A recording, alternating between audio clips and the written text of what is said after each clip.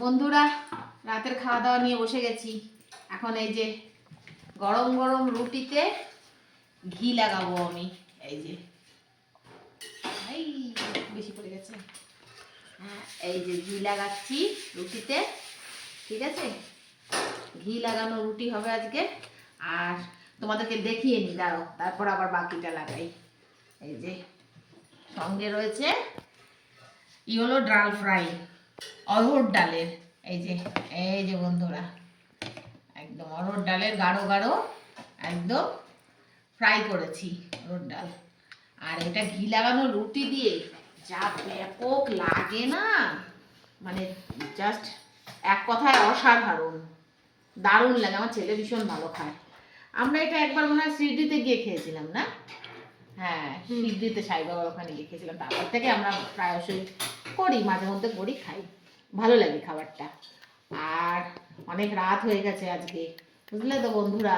গেছিলাম এক জায়গায়, পরে জানতে পারবে তোমরাও। আর লাস্ট পাতে যে কাঁচাগোল্লা আছে নলেন গুড়ের। আর এই হলো রাতের ডিনার, ঘি লাগানো রুটি, সঙ্গে হলো ডাল ফ্রাই, আর রইল মিষ্টি। এই ডালটা ঠান্ডা হয়ে যাবে, ওই জন্য ঢেকে দিলাম। হ্যাঁ, আর এই বাটিটাতে না ভীষণ গরম থাকে একদম, অনেকক্ষণ লাস্ট অবধি, একদম বেশ ভালো লাগে। আর এই হলো রাতের খাওয়া দাওয়া।